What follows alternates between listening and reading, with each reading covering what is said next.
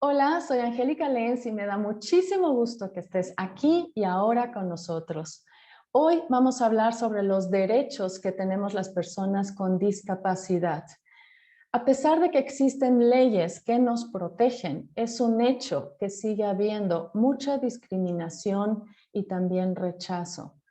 Para que podamos tener entornos realmente accesibles y también para que todos los ámbitos sean inclusivos, realmente todavía nos falta mucho. En algunos lugares más que en otros, pero de que nos falta, nos falta. Necesitamos trabajar fuertemente en esto. Necesitamos crear conciencia, necesitamos sensibilizar, pero yo también considero que algo muy importante es que nosotros, las personas con discapacidad, necesitamos fortalecernos y también informarnos. Y para eso traigo el día de hoy una invitada que está altamente capacitada y preparada para hablar de este tema. Se trata de Jenny Judith Bernal, que se está conectando desde Culiacán, Sinaloa. Ella tiene 2 doctorados, uno en Derecho y el otro en Derechos Humanos. Ha ejercido importantes cargos, entre ellos 2 direcciones. Uno de ellos es como directora general de investigación en derechos humanos en la Comisión Estatal de Derechos Humanos de Sinaloa. Es autora de 2 libros, coautora de 7 libros y ha publicado 8 trabajos de investigación y más de 30 artículos. Es consultora y conferencista, entre tantas otras cosas más. Jenny, bienvenida. Es un gran honor que estés en este espacio con nosotros. El honor es mío, muchísimas gracias, hermosa. Muy contenta de estar aquí en este espacio y de poder compartir algunas reflexiones sobre este tema tan importante. Gracias, sí, realmente es muy importante y pues te cedo la palabra. Tú eres la experta para que nos hables de esto, de qué son realmente los derechos humanos, todo esto. Muy amable. Muy bien, bueno, empecemos por lo básico, empecemos entendiendo qué son los derechos humanos. Y pareciera que voy a ir contra la corriente, pero esto es fruto de mi experiencia laboral, de mi experiencia académica en el tema y de mi experiencia como parte de un grupo social, el grupo social mexicano, ¿no? Pareciera que hablar de derechos humanos es hablar de igualdad en todos los sentidos. Y yo voy contra esa postura, yo no estoy de acuerdo. Hablar de derechos humanos no es hablar de igualdad, no, al contrario, es hablar de diferencias. Los seres humanos en esencia somos personas diferentes. No estoy hablando solamente de aspectos físicos, estoy hablando de que somos diferentes en la forma de pensar, en la forma de vivir, en la forma de actuar, en la forma de relacionarnos, de vincularnos con el otro. Estoy hablando de que pensamos diferente, sentimos diferente. Y esto, desde mi muy particular punto de vista, tiene un gran valor. ¿Por qué? Porque solo te pido, mi querida Angélica, imagina que si todos fuésemos iguales, si todos pensáramos igual, si todos sintiéramos igual, si todos viviéramos igual, qué aburrido sería este mundo, ¿no te parece? Totalmente, Y, cierto. y creo que el error más grande que hemos tenido a lo largo del tiempo es considerar que lo diferente es negativo, que lo diferente genera algún tipo de riesgo, que lo diferente está mal. Y le hemos restado valor a la diferencia, cuando, señores, la diferencia tiene un grande valor.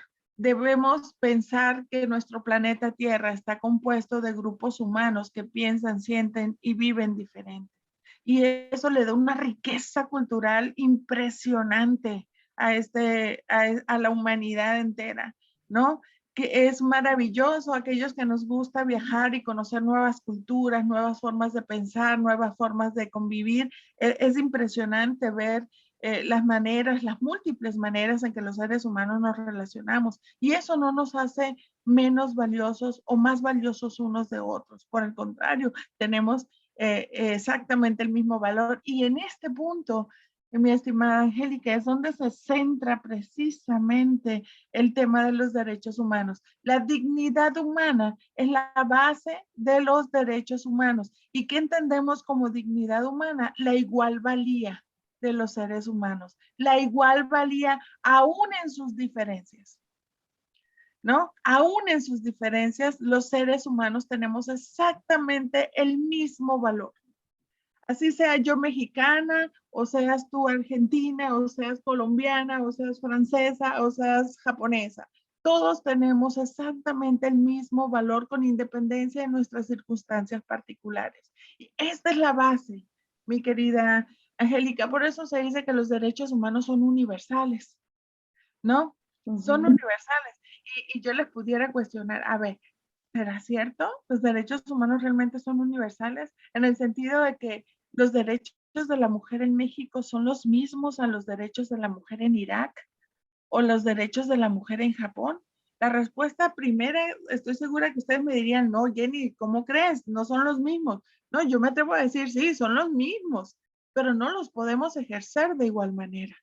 Y no los podemos ejercer de igual manera por las diferencias culturales, las diferencias religiosas inclusive, las diferencias económicas, las diferencias gubernamentales y de leyes, ¿no? Que existen en cada país. Eso es lo que hace la distinción y lo que ha buscado este movimiento universal de los derechos humanos que se consagró desde el siglo pasado con la organización de organismos intergubernamentales como la ONU, como la OEA, como la Unión Europea, como la Unión Africana, es precisamente lograr un consenso universal en relación a una postura básica.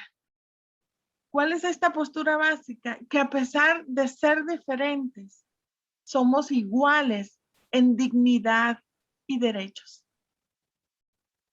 ¿no? Y ahí está el tema, porque realmente los seres humanos, mis queridos oyentes, pues somos muy complicados. Y los seres humanos tendemos a ponernos etiquetas. Nos encanta ponernos etiquetas, ¿no? Primermundistas, ricos, pobres, altos, bajos, gordos, flacos, ¿no? Nos encanta ponernos etiquetas y en relación a esas etiquetas reaccionamos con el otro y empezamos a graduarnos como seres humanos. Uy, acuérdense, no hace mucho la Asamblea General de la ONU saca un comunicado público diciendo que no hay razas en el mundo, que solo hay una. Y esa es la raza humana. ¿Por qué? Porque el hablar de razas nos permite graduarnos, nos permite jerarquizarnos, nos permite decir, es que mi raza es superior, es la que está en la cima respecto de otras. Y eso ha provocado grandes tragedias en la vida de la humanidad, ¿no? En el siglo pasado tenemos varias. Acuérdense ustedes lo que ha ocurrido con la Alemania nazi, con lo que ha ocurrido con Ruanda, con la Yugoslavia, con muchos sucesos en la vida de este planeta, donde el considerar que algunos somos mejores que otros, ha provocado grandes tragedias humanas, ¿no? Hoy día tenemos que pensar, somos diferentes, qué bueno, eso es maravilloso, vivimos, sentimos diferente, eso es una gran valía, pero tenemos el mismo valor. Es decir, que en nuestras diferencias tenemos exactamente el mismo valor. Y eso es fundamental para poder entender el tema de los derechos humanos, ¿no? Que las diferencias nos hacen únicos, que las diferencias nos hacen valiosísimos, que las diferencias son parte de nuestra naturaleza humana. Y esto tenemos que empezar a asimilarlo.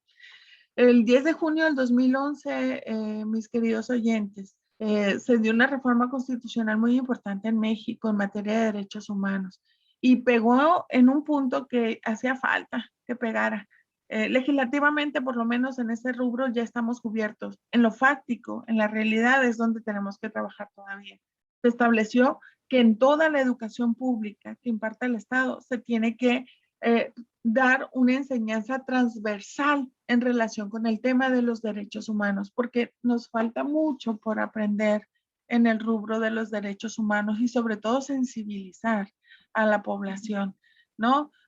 Probablemente yo violento derechos humanos sin saber que estoy violentando derechos humanos. porque tengo una perspectiva, porque tengo una visión muy particular del tema y considero que es correcto, ¿no? Cuando uno se sensibiliza en el tema de los derechos humanos, cuando uno tiene el conocimiento de los derechos humanos, se abren otras perspectivas y otras formas de entender el mundo de una manera muy particular, ¿no? Y creo que eso nos hace falta, sin duda, Totalmente. en nuestro país, no solamente en la población, también en el gobierno, sobre todo en el gobierno, que es el tomador de decisiones y es el que administra el recurso público en el país y que teniendo una cultura y una base de derechos humanos, podría aplicar ese recurso de manera clara en temas que hacen tanta falta, como es el tema precisamente de la protección y el reconocimiento de los derechos de las personas con discapacidad. Ciertamente. Entonces, eh, ¿hemos avanzado legislativamente? Sí, debo decirles que México fue el impulsor ante Naciones Unidas de la creación de un tratado internacional específico para las personas con discapacidad. México, el país mexicano, ¿no? Y esto nos genera, pues, pues muchas, no sé, cuestionamientos, ¿no? Pareciera que son dos tipos de mexicanos los que impulsan el tema, unos que están apoyándolo y siendo incluso la pluma de México forma parte de la redacción del tratado en materia de derechos humanos, de la Convención de los Derechos de las Personas con Discapacidad, la pluma de México está ahí, pero pareciera que son otros los mexicanos que incumplen esa convención. Cuando México suscribe un tratado internacional, se le generan de inmediato una serie de obligaciones en relación con este tratado internacional. El primero y el más importante es cumplir con el tratado, cumplir con los derechos que reconoce en el tratado internacional y cumplirlo de buena fe. Es lo que en el argot jurídico le denominamos pacta sunt servanda, cumplir lo convenido y cumplirlo de buena fe además. Dos, México tiene que homologar su norma interna con los compromisos generados en el tratado internacional. En efecto, México suscribe esta convención internacional sobre los derechos de las personas con discapacidad, la suscribe en el 2007, esta entra en vigor en el 2008 a nivel mundial y genera su ley México de inclusión de las personas con discapacidad unos años después, pero cumple, en cierta medida, cumple con tratar de homologar la norma interna con la norma internacional, pero no basta generar la norma y dejarla ahí dormir, es necesaria aplicarla, ¿no? Y ahí creo que está el gran problema, mis queridos oyentes, en relación con la generación de normas. Pues sí, cumplimos generando normas, pero ¿de qué sirve la norma si no la aplicas, ¿no? Si no mueves toda la estructura jurídica, toda la ingeniería gubernamental que tienes en tus manos, si no destinas presupuesto público, si no fortaleces a las instituciones que están encargadas de aplicar esta norma para hacerla realidad, ¿no? Entonces no basta crear la norma, hay que aplicarla. Y ahí es el tema, mi estimada Angélica, porque si no tenemos una cultura general de respeto de derechos humanos, si no tenemos una cultura de sensibilización en relación con el tema de los derechos humanos, por mucho presupuesto que tengamos, por muchas instituciones que se generen, por muchas leyes que se crean, simple y sencillamente eso no se traslada a la realidad y no impacta en la manera en que debe impactar, ¿no? Entonces tenemos una seria problemática. ¿Sabes por qué? Porque en México hemos entendido el ejercicio del poder gubernamental de una manera equivocada. Yo te aseguro, mi estimada Angélica, que pocos servidores públicos conocen realmente cuál es la finalidad del Estado mexicano y saben realmente para qué están ahí, ¿no? La finalidad del Estado no es otra más que posibilitar el ejercicio de los derechos humanos de su población. Wow. ¿De quién? De todos. Esa es la finalidad del Estado, Angélica. Si todos lo tuviésemos claro, si todos lo tuviésemos presente, caray, creo que otro panorama nos pintaría. No necesitaríamos exigir el cumplimiento de los derechos, se diera de facto, ¿no? Si todos lo tuviésemos claro, pero el gran problema en México, desde mi muy particular punto de vista, es que el poder se entiende como un ejercicio a ultranza del derecho, ¿me explico? Sí. El que está en el poder se cree intocable, se cree que puede tomar decisiones de manera unilateral y que lo que hace está bien, ¿no? Y hoy día, afortunadamente, organismos internacionales como la Comisión y la Corte Interamericana de Derechos Humanos nos están haciendo ver que no es así. Que sí, tú eres el poderoso, tú tienes el poder en tus manos en este momento de México, pero que todo lo que hagas que sea en contra de los derechos humanos va a llegar a un punto en que se te puede reprochar internacionalmente. No solo nacionalmente, porque internamente también tenemos los mecanismos para impugnar este tipo de toma de decisiones, sino también internacionalmente cuando los mecanismos de justicia en México nos dan la espalda como ciudadanos, ¿no? Entonces, como puedes ver, sí, tenemos normas hermosas, el problema es que no se aplican. Y aquí esto, mi estimada Angélica, le puede generar responsabilidad internacional al Estado. Y el Estado tiene que estar consciente de eso. Es que no se trata de ir, generar un tratado internacional, firmarlo y salir bonito en la foto. No termina ahí el propósito, ¿no? Sí. Después es lo interesante. ¿Qué vas a hacer tú, país, México, Colombia, Chile, Argentina, Guatemala, Salvador, Perú? ¿Qué van a hacer para posibilitar el ejercicio de esos derechos? Y ahí es donde empieza realmente la problemática, ¿no? ¿Qué se hace? ¿Qué no se hace? ¿Cómo se hace? ¿Y qué, o qué es lo que hay que dejar de hacer para posibilitarlo? Y es ahí donde entra precisamente la cuestión. Las personas con discapacidad, mi estimada Angélica, a lo largo del tiempo han tenido, han sufrido, creo que es uno de los grupos en condiciones de vulnerabilidad que más ha sufrido el tema de la discriminación en el país. Por lo regular se les invisibiliza, se les oculta, ¿no? Se les considera ciudadanos de segunda. Por ley, ojo, la ley, nuestros códigos civiles, muchos de ellos, permiten prácticamente la muerte civil de la persona con discapacidad al quitarles la capacidad jurídica, al restarles la capacidad jurídica y poner en manos su vida, sus decisiones más básicas en manos de otra persona, ¿no? Que si es una persona que los ama, de acuerdo, probablemente tomará las mejores decisiones, pero si no, lo dejas completamente en manos de un tercero, ¿no? Y creo que muchas personas, aún con su discapacidad, la gran mayoría de las personas con discapacidad pueden tomar decisiones de vida, ¿no? Simplemente que hemos pensado que no, es que como no ve, es que como no camina, es que como no habla, es que como no escucha, es que como tiene una enfermedad mental, pues no, él no puede. Entonces sus recursos, su patrimonio, todo lo voy a administrar yo, que soy la tutora legal de esta persona, ¿no? Y se han dado abusos impresionantes en este sentido, avalados por la propia ley. Hay una resolución que en ese momento desafortunadamente no recuerdo el número, pero se lo voy a pasar a Angélica para que lo ponga se los comparta a ustedes en el recuadro de abajo, que es maravillosa esta resolución. Se trata de una persona a la que se le declaró en estado de interdicción.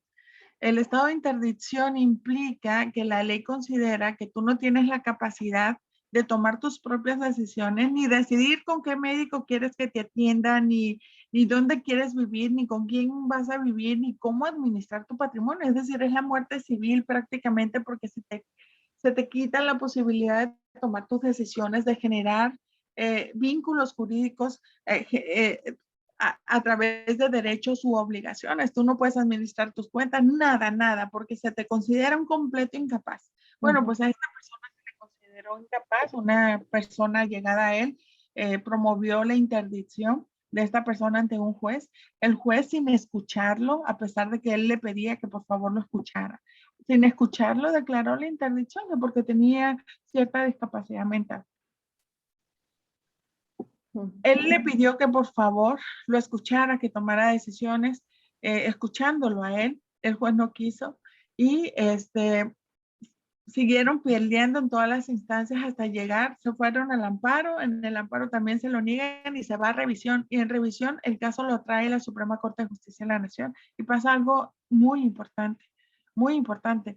La Suprema Corte de Justicia de la Nación, apoyándose precisamente en la Convención sobre los Derechos de las Personas con Discapacidad, le dice al juez de primera instancia que le negó los derechos a esta persona que lo tiene que escuchar, que tiene que reconocerle sus derechos de acuerdo a la convención. Angélica, sé que no eres abogada, yo sé que muchos de nuestros oyentes no son abogados, pero en México por mucho tiempo se pensó que que hay un tema de jerarquía normativa y que la Constitución está en la cima y por debajo de ella todo lo demás. Por tanto, que no se puede ir más allá de la Constitución, no se puede contravenir a la Constitución. Sin embargo, hoy día, con el reconocimiento de los derechos internacionales, de los derechos reconocidos en tratados internacionales, incluso nuestros propios tribunales de justicia están resolviendo en poner primero a los tratados internacionales antes que las normas nacionales cuando éstas sean desfavorables al reconocimiento de los derechos de las personas, ¿no? Y en esta resolución, mi estimada, la Suprema Corte de Justicia le dice al juez, oye, tienes que resolver en razón de la Convención para los derechos de las personas con discapacidad. Desaplica o no apliques el Código Civil Federal y aplica la Convención Internacional. ¿Por qué? Porque la Convención Internacional es más favorable en el reconocimiento de los derechos que la ley nacional. Y esto es un revuelo importante porque en México como que hemos sido muy celosos en el tema de la aplicación de la ley. Primero es la ley nacional y la internacional no importa, ¿no? Ahora precisamente se está visibilizando el mundo del derecho internacional de los derechos humanos y se está exigiendo que estas normas se apliquen en nuestro país, por lo que es muy importante que toda la persona con discapacidad conozca tanto la ley nacional como la ley internacional, la contraste y valore, diga, bueno, ¿cuál es la norma que me da más o me reconoce más derechos? Y si es la norma internacional, exijan a las autoridades que les apliquen la norma internacional. Están obligadas las autoridades a hacerlo. No es una cuestión de que si yo quiero o no quiero como autoridad, no, es obligación de la autoridad aplicarlo. Y así deben de actuar en consecuencia. Y en este caso en particular que te comento, Angélica, la Suprema Corte de Justicia de la Nación obliga al juez que conoció en primera instancia a emitir una sentencia en formato de lectura fácil.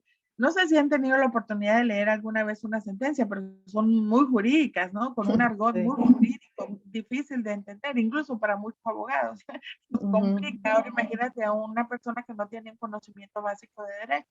Totalmente. Bueno, pues, la Suprema Corte obliga al juez a emitir una sentencia en formato de lectura fácil, donde la persona que tiene esa discapacidad pueda entender de manera clara y sencilla lo que el juez le está diciendo. Le ordena al juez, escúchalo. No puedes emitir una resolución sin escuchar a la persona a la que le vas a limitar sus derechos.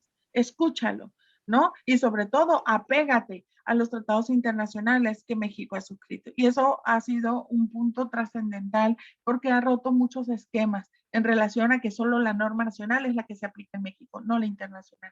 Eso fue muy importante. Y si ustedes leyeran esta sentencia, de hecho, aprovecho para hacer un comercial. Estas sentencias, ahorita, si mal no recuerdo, ya tenemos 3. Yo tengo 2 en mi canal de YouTube, donde pueden escucharlas.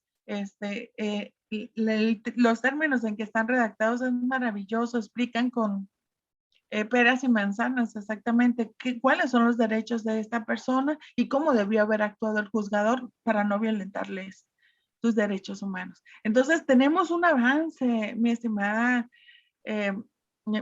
auditorio, tenemos un avance muy importante pero tenemos que seguirlo empujando. Tenemos que seguirlo empujando porque las barreras, la resistencia todavía es mucha, social y jurídica, ¿no? Y tenemos que seguirlo empujando. Las personas con discapacidad tienen no los mismos, mayores derechos que el resto de las personas. ¿Por qué me atrevo a decir esta afirmación? Porque las personas con discapacidad, para efecto de igualarlos en la posibilidad del ejercicio pleno de sus derechos como el resto de la población, tenemos que empujarlo más. ¿Y cómo los empujamos? A través de reconocimientos de derechos específicos. Piensen ustedes en,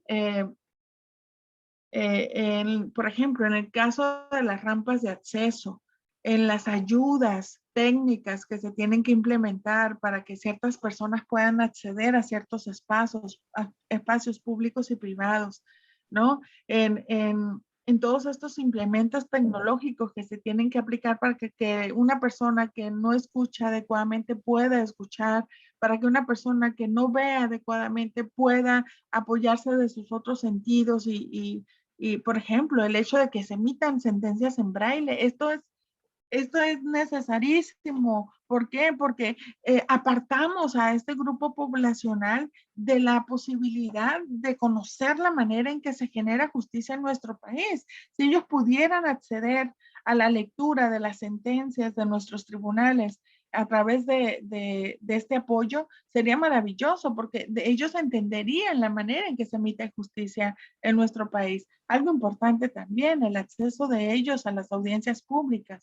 La gran mayoría de los tribunales de nuestro país hoy día están implementando los juicios orales y sobre todo a través de la publicidad se abren las puertas para que cualquier persona interesada pueda acudir a un tribunal, escuche al juez, escuche a los sujetos procesales intervinientes, escuche a las partes y pueda generarse una idea de cómo es que se hace la justicia en nuestro país y eso es maravilloso, pero tiene que ver también con un tema de conocimiento, Angélica, porque si yo como parte de este grupo en población en condición de vulnerabilidad desconozco todo esto, pues simple y sencillamente no lo voy a utilizar en mi favor, ¿no? Siempre lo he Entonces, dicho, sí, ahora sí que la clave para salir adelante es la información. sin duda alguna, la información y sobre todo, Angélica, algo que me parece maravilloso, reconocer y, y, y tomar el ejemplo que nos dan las personas con discapacidad. Fíjate, se les ha desconocido, se les ha invisibilizado, se les ha ocultado, se les ha expuesto, se les ha violentado sus derechos en muchos sentidos. Y estas personas son valiosísimas, Angélica. Ellos con una circunstancia de vida que no tenemos la gran mayoría, han hecho mucho más de lo que nosotros, que tenemos todos los sentidos, que tenemos todas las habilidades humanas posibles, no hemos hecho. Es de reconocer su valor, es de reconocer su ingenio, es de reconocer su inteligencia, es de reconocer sus ganas de vivir, es de reconocer su capacidad en todos los sentidos. Mira, yo sé que el tema de la discapacidad ha sido un tema que no ha sido estable, se les han dado muchísimos términos a lo largo del tiempo, pero aún a mí la discapacidad no me gusta el término, no me gusta porque siento que enfatiza precisamente, pero de manera negativa, no de manera positiva, enfatiza esa condición que para muchos es ponerlos en desventaja. Pero yo creo en lo particular, conociendo a tantos amigos queridos con esta condición, que esta condición, en lugar de restarles valor, los impulsa. ¿Por qué? Porque buscan la manera de salir adelante aún con esa condición y logran superar esa barrera, pero logran además potencializar sus habilidades en muchos otros sentidos. Cuestión esta que muchos de nosotros que no tenemos la condición, no podemos llegar a hacerlo, ¿no? Son seres humanos valiosísimos, valiosísimos, con tanta capacidad de dar amor como lo tenemos el resto, con tanta capacidad de influir de manera positiva en el desarrollo positivo de los seres humanos como lo tenemos el resto, incluso hasta más, ¿no? Entonces, tenemos que aprender a valorar a las personas con discapacidad en sus diferencias, porque sus diferencias son valiosas, son valiosas. Sí, y hay muchos testimonios de personas que teniendo una discapacidad han logrado cosas extraordinarias. Cosa que nosotros no hemos logrado. Sí. Caray, un chico de España que escaló el Everest, imagínate, ciego completamente, ¿no?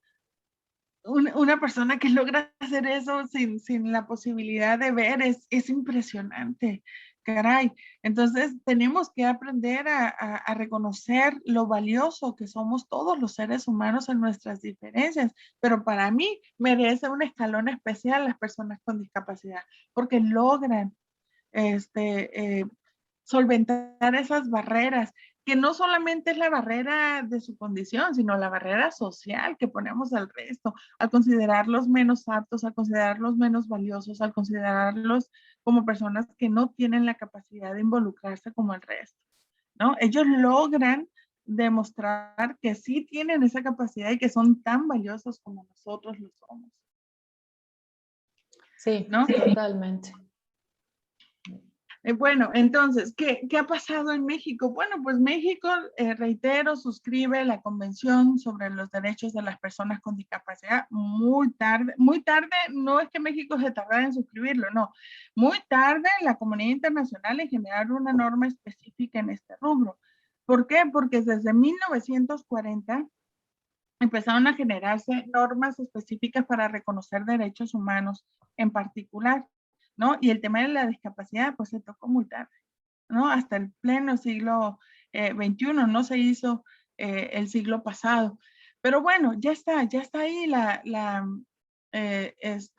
convención. ¿Cuál era el pretexto de por qué no se había hecho una convención específica para las personas con discapacidad? Bueno, es que ya están reconocidos todas las personas en el Pacto Internacional de Derechos Civiles y Políticos, en el Pacto Internacional de Derechos Económicos, Sociales y Culturales, en la Convención Americana sobre Derechos Humanos, en la Declaración Universal, ahí están todos, ¿no? Parte de la invisibilización otra vez, ¿no? Ahí están todos. Entonces, ¿para qué crear una norma específica? Pasó con el tema de los derechos de la mujer, mi estimada, ¿no? Mujer, ¿tú qué exiges derechos? Y ahí están reconocidos en la norma, ¿no? Ahí están todos. Cuando se da la Declaración Francesa, después de la toma de la Bastilla, se crea un documento histórico maravilloso, la Declaración Francesa, y tú la lees y dices, wow, muy bien, se reconocen los derechos de las personas y demás, ¿no? El derecho a la educación, el derecho a participar en la vida política, de todos, hablaba de todos, ¿no? Pero ocurre que una mujer de la época, Olimpia de Gaulle, no se vio representada en esa declaración tan alabada por todos. Dice, oye, sí, está precioso este el documento, pero yo como mujer no me veo representada ahí. Porque en esa época las mujeres ni estudiaban, no se les permitía estudiar, no se les permitía votar ni ser votadas, no se les permitía participar de la vida política del país, estaban confinadas al rol tradicional que nos han asignado a las mujeres, ¿no? 4 paredes, embarazadas y teniendo hijos, ¿no? Y dice, oye, espérate, sí, es preciosa la declaración, pero yo no me veo reflejada ahí. Y se le ocurre a esta mujer redactar la declaración para visibilizar a la mujer en sentido femenino. ¿Cuál creen ustedes, mis queridos oyentes, que fue la consecuencia? La guillotinaron por su atrevimiento. Wow. Literal, le cortaron la cabeza. Entonces, para que vean cómo se invisibiliza a los grupos humanos, ¿no? En el tema de las personas con discapacidad se decía, no, es que aquí estamos ya todos incluidos. Sin embargo, yo nada más les recuerdo que muchas limpias sociales se han hecho erradicando a las personas con discapacidad. En el tema de México, no sé si ustedes lo sepan, pero hay un eximiento de responsabilidad a la mujer que se practica un aborto. cuando el niño venga con alguna discapacidad. El problema es que ni la ley de salud, ni el Código Penal, ni el Código de Procedimientos Penales establece qué nivel de discapacidad, ¿no? Y ha habido facultativos que, porque el niño viene con síndrome Down, justifican el legrado. Entonces, se dan cuenta, de eso, de esto es lo que estamos hablando. ¿Por qué? Porque se utiliza una interpretación o un sistema utilitario para evaluar a las personas. Ah, tú estás completo, vale más del que está incompleto. Lo digo entre paréntesis, ¿no? Entonces, tenemos que cambiar esta visión. Tenemos que cambiar esta visión porque nos afecta, porque nos duele, porque no es justa. Simple y sencillamente porque no es justa, porque todos los seres humanos somos igual de valiosos en nuestras diferencias. Porque yo creo sinceramente que la discapacidad no la tienen ese grupo humano en esta condición como los hemos etiquetado. La discapacidad la tenemos nosotros, el resto. El no poder entender su valía, el no entender que tenemos que respetarlos y sobre todo abrirles las puertas al mundo para efecto de que ellos gocen esta vida en el ejercicio pleno de sus derechos. Sí, ¿No? ahorita dijiste algo que me hizo reflexionar. La nueva, creo que es definición de discapacidad, es precisamente la discapacidad no es de la persona, sino son las barreras externas las que crean esa discapacidad. Es correcto, mi estimada, y así lo tenemos que pensar, así lo están entendiendo por lo menos la Suprema Corte de Justicia de la Nación, así lo señala en este caso que les vamos a compartir. Y creo que así lo tenemos que asimilar. El gran problema que yo veo es que no hay una capacitación constante, continua, certera en los servidores públicos, ¿no? No hay una visibilización tampoco de cuáles son las consecuencias de no cumplir con un tratado internacional. Yo he visto sentencias de jueces que se siguen sujetando a la norma nacional y desdeñando la norma internacional porque desconocen los efectos. Nada más basta recordar que en México ya tenemos más de 10 sentencias de la Corte Interamericana de Derechos Humanos en las que se les reprochan al Estado mexicano haber violentado derechos humanos. No tenemos aún hoy una sentencia interamericana por el tema de la discapacidad, pero no tarda en llegar esa sentencia, ¿no? Cada vez más la población está abriendo sus ojos, ¿no? Y está viendo que el Estado tiene muchos deberes en relación con el cumplimiento de los derechos humanos.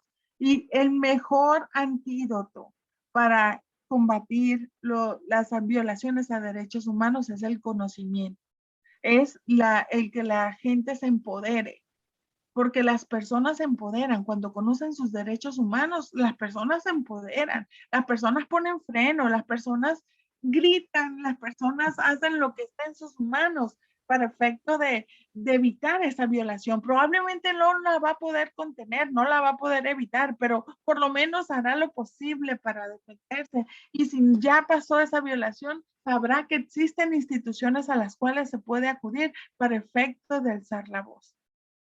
Es triste, pero hay muchas personas que si tú le preguntas, oye, ¿cuáles son los límites de ese policía? No te saben decir. Las personas creen que el policía puede hacer y dejar de hacer a su antojo y no es así, porque la persona en este país, de acuerdo a la ley, que está más restringida en las posibilidades de actuación, no es el ciudadano, es el servidor público. El servidor público solo puede hacer aquello que la ley le permite hacer. No más, no menos. Hace de más, tache. Hace de menos, tache. No hace peor tantito. Mientras que el ciudadano, la regla es diferente. Nosotros podemos hacer lo que deseemos en México, siempre y cuando no vulneremos la norma, ¿no? Pero es más amplio, mis posibilidades de actuación como ciudadano es más amplio, las posibilidades de actuación del servidor público están muy restringidas, precisamente para efecto de limitar el ejercicio, más que el ejercicio, el abuso del poder. ¿no? Que todavía en nuestro país no hemos entendido esta parte. Seguimos creyendo que quien llega al poder llega y puede hacer y dejar de hacer, y no es así. Quien llega al poder está limitado por ley y solamente puede hacer lo que la ley le faculta hacer. Y si no lo hace así, vendrán responsabilidades. Primero, las nacionales, las que se establecen en el orden jurídico nacional. Pero si vemos que hay complicidad, si vemos que la justicia en México se vuelve política y no jurídica, entonces podemos acudir a instancias internacionales a exigir el cumplimiento de nuestros derechos. Cuando el servidor público sepa esto, cuando el servidor público, todo, porque no estoy hablando solo del presidente de la República, del gobernador o del presidente municipal, estoy hablando de una red impresionante de servidores públicos, muchos de ellos con un desconocimiento tremendo de la ley, ¿no? Porque no todos los servidores públicos son abogados, incluso, me disculpo con buena parte de mi gremio, pero muchos de nosotros los abogados tampoco no conocemos muchos derechos ni muchas leyes, ¿no? A pesar de que somos supuestamente los técnicos del derecho, ¿no? Hay un desconocimiento impresionante de los derechos de las personas y mientras las cosas sigan así, simple y sencillamente no vamos a poder avanzar. Mientras sigamos invisibilizando las grandes problemáticas de la nación, que muchas de ellas recaen precisamente en el tema de la discriminación hacia las personas con diversidad, hacia las personas con discapacidad y hacia las personas con diversidad sexual y hacia las mujeres víctimas de violencia y hacia los infantes y hacia las personas migrantes. Es decir, grupos en condiciones de vulnerabilidad tenemos muchos. ¿Por qué? Porque precisamente se vulneran con mucha recurrencia sus derechos, ¿no? Y porque tenemos, reitero, esta idea de que la diferencia es mala y no, somos diferentes y la diferencia está bien. La diferencia es buena, la diferencia es positiva. Si fuésemos todos iguales, seguiríamos viviendo en la Edad Media.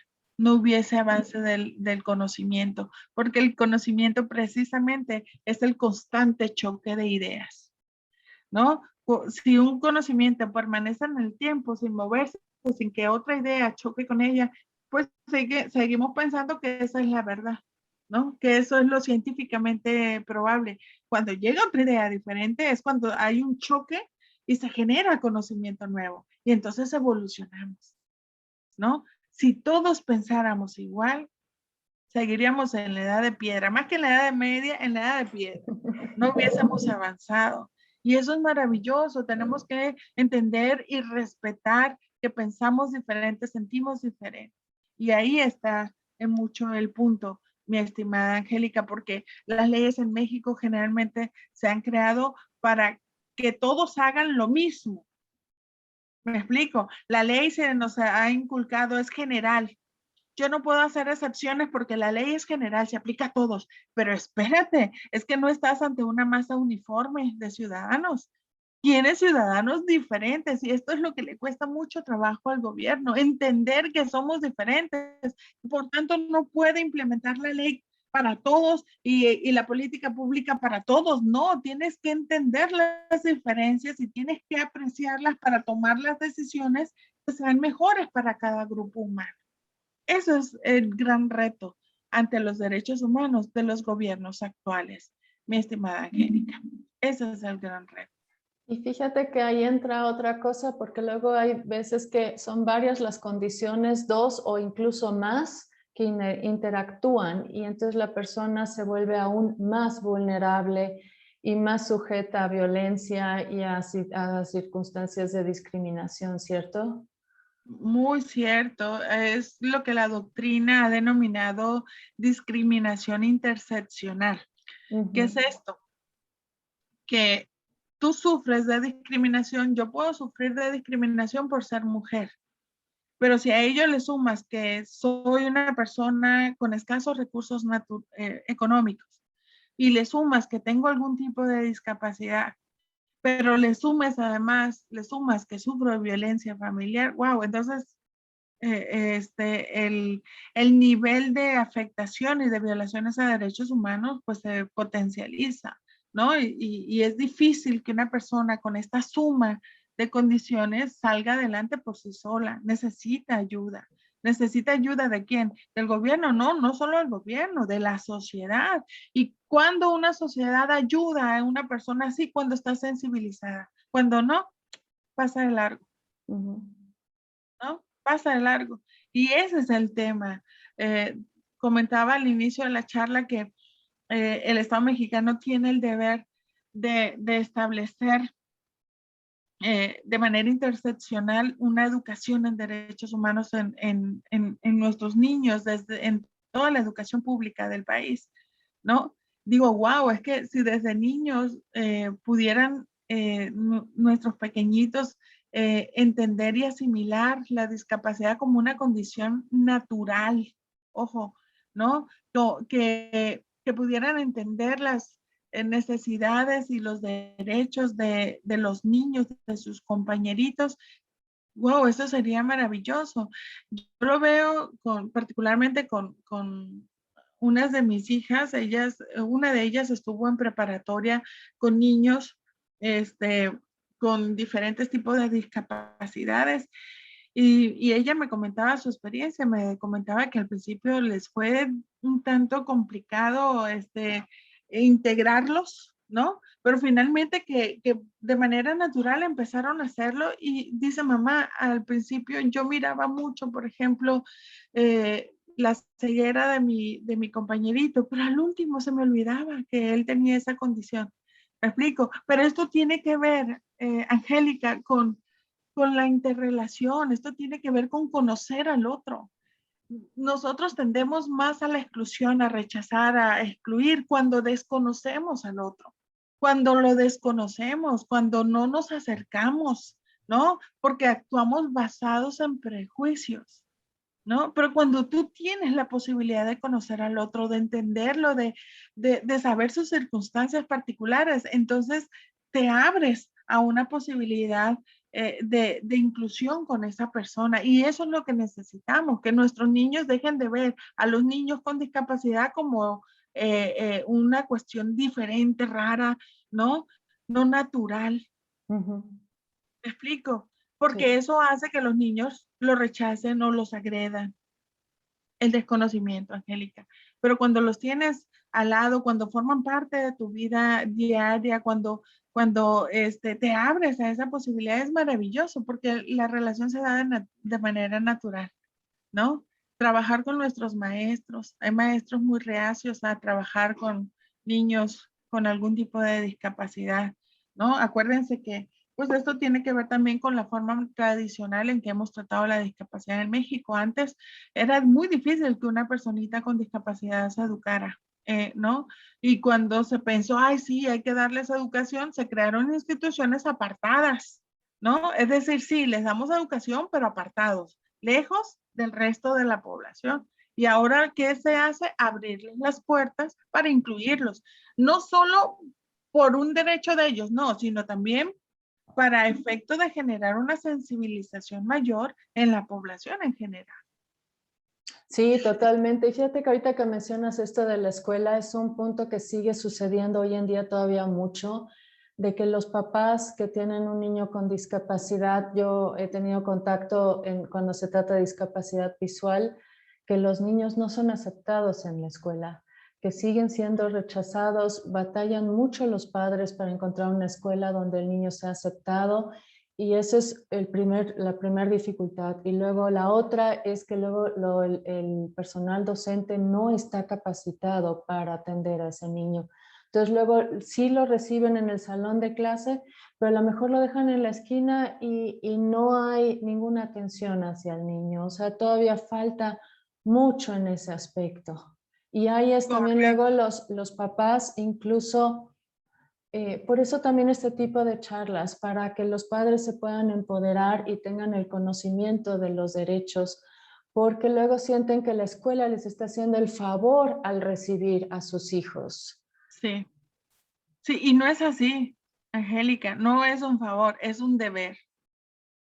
¿Me explico? Y entonces los padres tienen que ir con otra actitud, ¿no? De exigir que se les respeten los derechos de esta criatura. Por eso te decía, sí, fue muy bonito el avance y que hay que educar en derechos humanos. El problema es cómo educas en derechos humanos cuando tus maestros ni saben lo que son los derechos humanos ni conocen sus obligaciones al respecto, ¿no? Desde ahí estamos mal, Angélica, porque no basta con decirlo en la ley, hay que implementar toda una infraestructura de capacitación, de educación en derechos humanos. Es que la bandera de los derechos humanos, te digo, es la finalidad del Estado.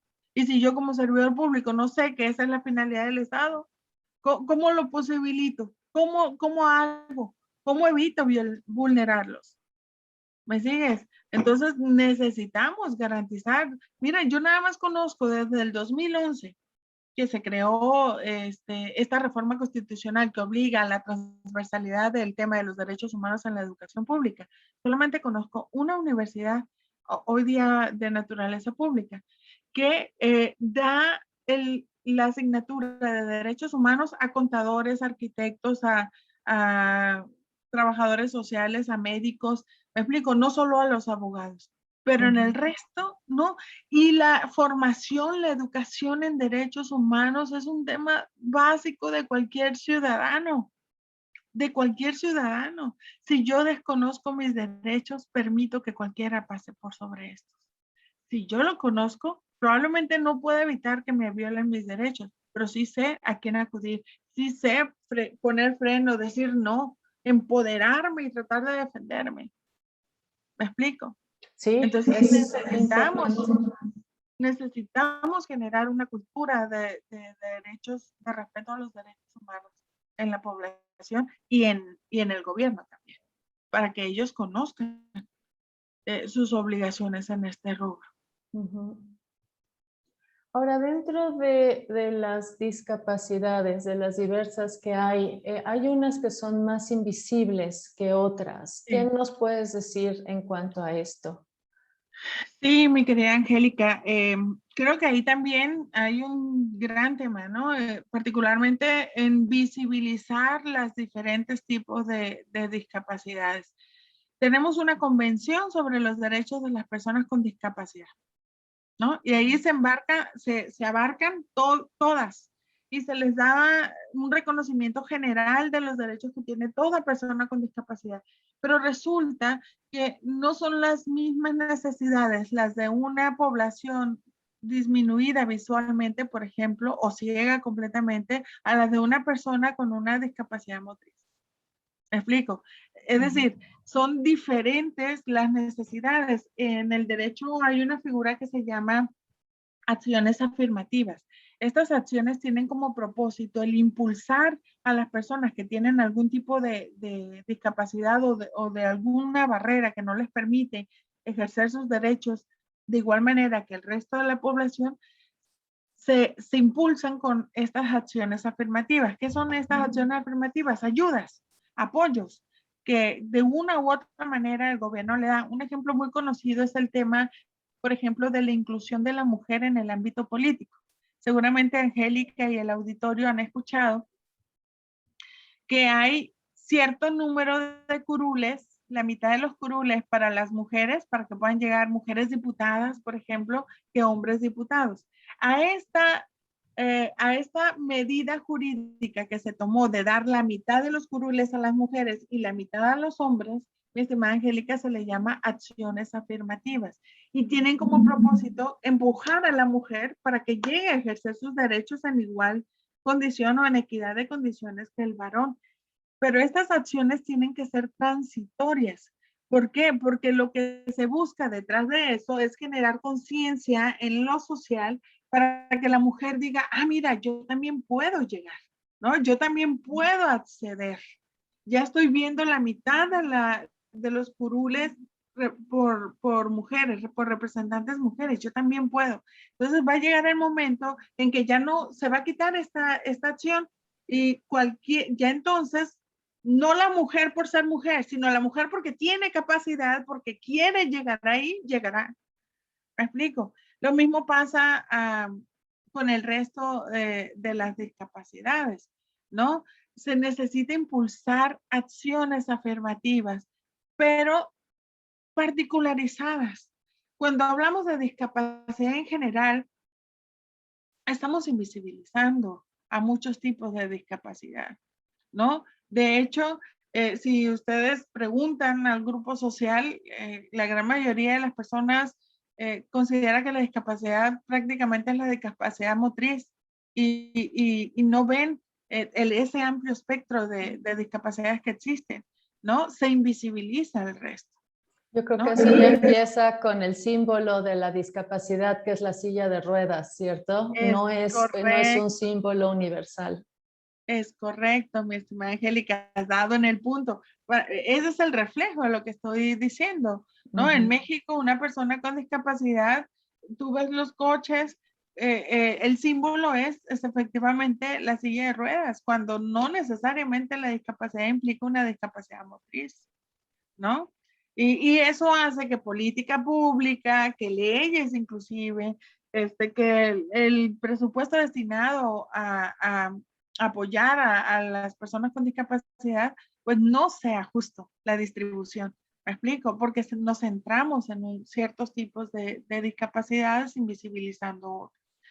Tan es así que pues tenemos precisamente en el tema de los derechos de las personas con debilidad visual o ciegas, ese desconocimiento y poca atención al reconocimiento de sus derechos. Y eso lo vemos en la norma nacional y lo vemos en la política pública nacional.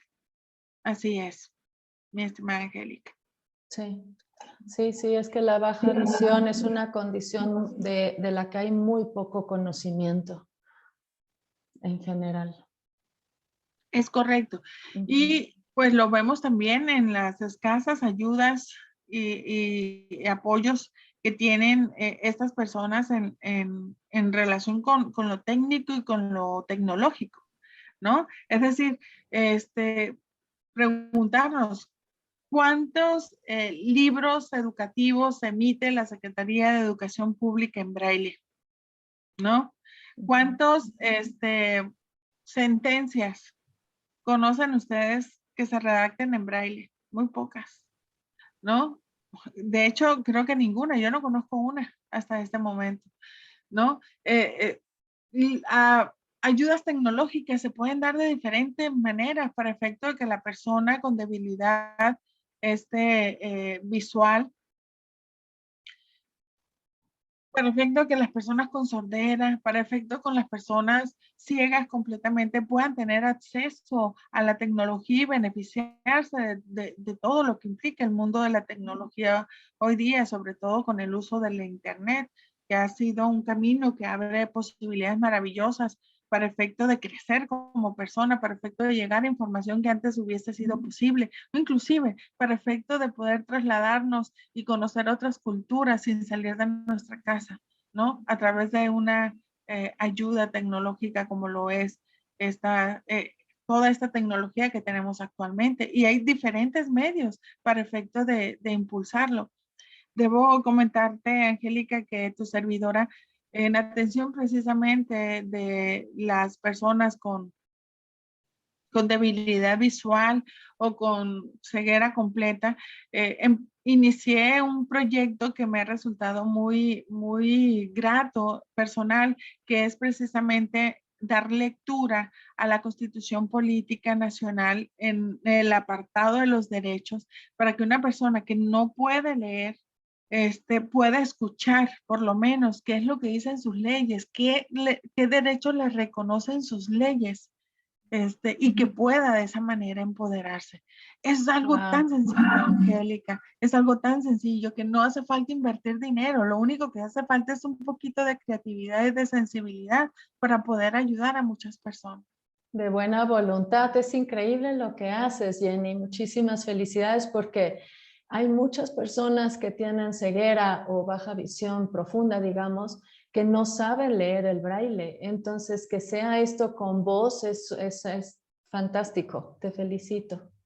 Gracias, Angélica. Y no cuesta nada de trabajo, es solo cuestión de sensibilidad y empatía social, solamente, mi estimada Angélica. Y sobre todo porque quiero a México, porque el servidor público que quiere a México, Angélica, entiende la importancia de cada ciudadano, la importancia de que cada ciudadano pueda tomar decisiones de vida, pueda empoderarse, pueda ejercer sus propios derechos, y eso solamente lo va a poder hacer cuando tenga las condiciones óptimas para hacerlo, ¿no? Si yo como gobernante sigo pensando que la población es una masa homogénea, pues estoy destinado a fracasar en el empoderamiento de mi población, ¿no? Entonces, hay necesidad de conocer el tema de los derechos humanos, porque este tema nos hace ver precisamente todos estos aspectos que hemos mencionado hasta el momento. Pues es sumamente valioso todo lo que nos has transmitido, Jenny. Ojalá hubiera más personas como tú, tan involucradas, tan apasionadas de esto, tan informadas, que tu voz pueda llegar a muchas, muchas personas precisamente para hacer esta labor de informar, de concientizar, de sensibilizar, porque hace falta muchas personas como tú para poder generar un cambio. O sea, por parte de nosotros, digamos, como colectivo de personas con discapacidad, yo creo que lo importante es fortalecernos primero como personas, conocer nuestros derechos para poder hacerlos valer, ¿no? Entonces, esa es nuestra labor, digamos, de demostrarles también, abrirles los ojos a las demás personas de que somos capaces, que podemos hacer muchas cosas, simplemente necesitamos ciertas ayudas, ¿no? Eso es lo que nos corresponde a nosotros. Pero por otro lado, lo que tú estás haciendo es una gran, gran labor y de verdad te agradezco muchísimo, muchísimo por involucrarte de esta manera, por transmitirnos esto ha sido riquísimo, todo lo que nos has aportado, ha sido un deleite lo que nos compartes. Ahora sí que tenemos que salir del desconocimiento, porque esto aplica en todos los ámbitos. O sea, digamos, ¿cuántas personas conozco yo que tienen a lo mejor baja visión y que están en un empleo y están sufriendo de una manera terrible, tratando de ocultar sus limitaciones, de que nadie se dé cuenta, de que el jefe no se percate de que le está costando mucho trabajo cierta cosa, o la lectura de algo, o ejercer algo, y ese miedo de perder el trabajo por esa condición, ¿no? O de no tener el acceso a las adaptaciones, a la tecnología, a cosas que sí le podrían ayudar a poder seguir con ese mismo trabajo. O sea, y es esa angustia que hay, y es gran parte por el desconocimiento. Así es, mi estimada Angélica, mucho desconocimiento. Debo decirte que yo estoy convencida que en México somos, y en el mundo, somos más las personas más que sensibilizadas, buenas, nobles, ¿no? Pero nos falta sensibilización porque venimos arrastrando una cultura que nos ha enseñado a discriminar y nos ha enseñado a apartar. Necesitamos retomar otra vez el rumbo, ¿no? Y creo que el tema de los derechos humanos es el camino, mi estimada Angélica. Si capacitamos, si empezamos por nosotros mismos, por nuestra actitud con los demás, con nuestros hijos, con nuestra comunidad más cercana, creo que ya estamos dando pasos agigantados a generar una cultura de respeto a los derechos humanos. El gobierno ya lo tiene como obligación. El gobierno tiene obligación de conocer los derechos humanos, de posibilitarlos, de respetarlos, ¿no? Y entonces va a ser difícil que el gobierno motu propio lo haga. Entonces, si no tiene una población que conozca derechos humanos, le tiene fácil el gobierno porque nadie le va a exigir. Pero si nosotros nos empoderamos, conocemos, ahora sí que el conocimiento es luz. Si nos aferramos a esa luz, vamos a poder lograr muchas transformaciones en la aplicación de la política pública del Estado, y creo que tenemos que hacerlo, ¿no?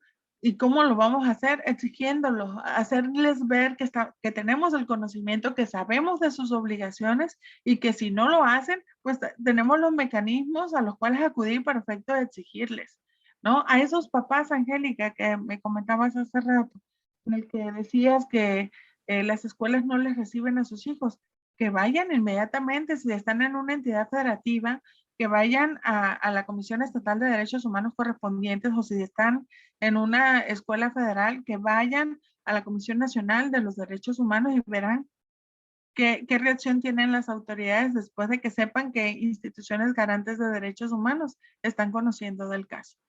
Por lo regular, se soluciona. Muchas veces con una llamada de la comisión se soluciona el problema. Ay, qué bueno que mencionas esto para que los papás sepan a dónde acudir. Y me imagino que lo mismo aplica en la cuestión del trabajo, ¿verdad? También las comisiones ya tienen competencia en materia electoral, no la tenían antes del 10 de junio del 2011, perdón, en materia laboral, no la tenían antes de 2011, pero ya pueden conocer de violaciones a derechos humanos en materia laboral. Entonces pueden acercarse. También, por supuesto, a las juntas de conciliación y arbitraje. Hoy la Ley Federal del Trabajo, a partir del 2012, tuvo una transformación impresionante en cuanto a sus principios. Establece que todo vínculo laboral que se dé en México tiene que estar basado en el respeto de la dignidad humana y de los derechos humanos de los trabajadores. Entonces, aquí esto implica que primero no me puedes discriminar por ser una persona con discapacidad, y dos, tienes que generar todos los mecanismos, implementar todo aquello que me permite desempeñar mi labor de la manera adecuada, en un clima de respeto, en un clima de cordialidad, ¿no? Por supuesto, yo como trabajadora también tengo que hacer mi parte, es un vínculo de dos, ¿no? Pero con este entendido, ya tenemos esta gran, ¿cómo decirlo?, guía en el tema laboral. Y está, por supuesto, la obligación ya de incorporar a personas con discapacidad a los centros laborales. Esto se está haciendo no una obligación en sí mismo, sino como un estímulo que el Estado está generando para que los empresarios abran estos espacios en sus centros de trabajo, a través de estímulos fiscales, a través de diferentes apoyos, pero es una manera de incorporar a estas personas. El punto es cómo las incorporamos si a lo mejor estas personas no tuvieron ni siquiera educación básica, ¿no? Es decir, tenemos que empezar desde el inicio para poder llegar a este punto. Pero de hecho, en los últimos años, cada vez más, y esto es muy benéfico, se ven muchachos ya a nivel universidad, a nivel profesional, estudiando en diferentes universidades, y eso es maravilloso. Debo decirles que tuve una grata experiencia recientemente con un compañero que en una clase de doctorado en Derecho, ciego, él es ciego, y una capacidad impresionante. Él hablaba y yo me callaba para escucharlo porque, no sé, yo creo que su capacidad de retener información era maravillosa, y la verdad es que son personas muy valiosas, y me dio mucho gusto tenerlo como estudiante, y estoy segura que él obtendrá su doctorado y llegará hasta donde él quiera llegar. El límite va a ser su propia mente, no ni lo social ni su condición. Él solo se va a poner los límites, pero esa persona puede llegar hasta donde él quiera, ¿no? Y eso, creo que a ese punto tenemos que llegar, que toda la población se siente en ese sentido, ¿no? Que su propio límite es él, que el mundo está ahí para disfrutarlo, para gozarlo, para asimilarlo, y que el único límite que tenemos somos nosotros, ¿no? Así es. Esperemos que lleguemos a ese punto pronto. Sí, ojalá. Y ahí sí es crucial la educación. Tiene que haber el acceso a la educación. Sí.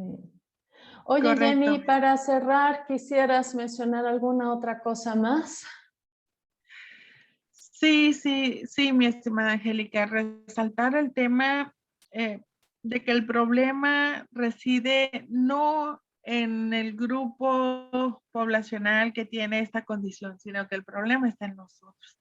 Entonces nosotros tenemos que, nosotros, ¿de quién hablo? De nosotros, de las personas que no tenemos algún tipo de discapacidad.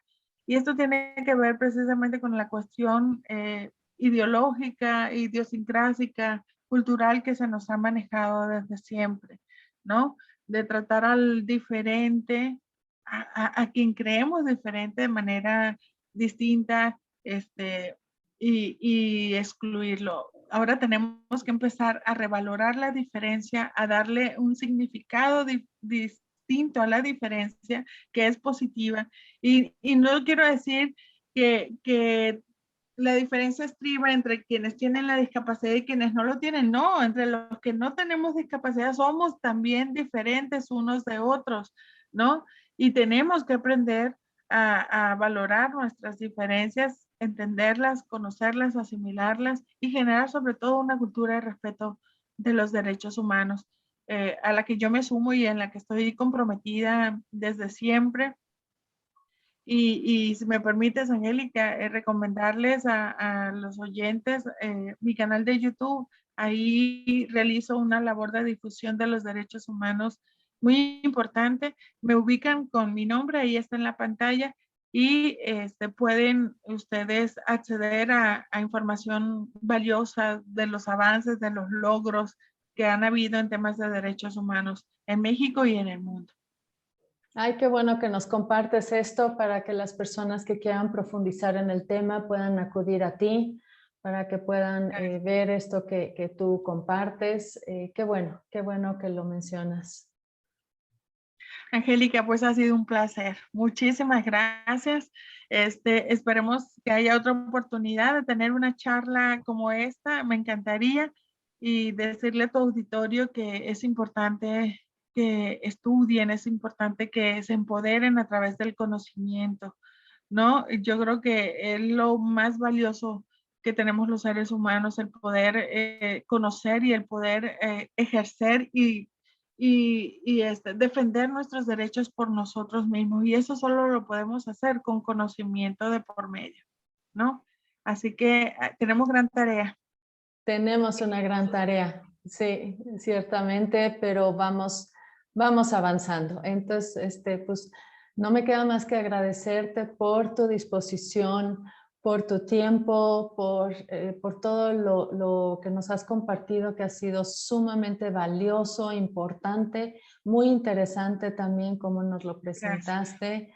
Entonces, ahora sí que ha sido un honor tenerte aquí y muchísimas gracias.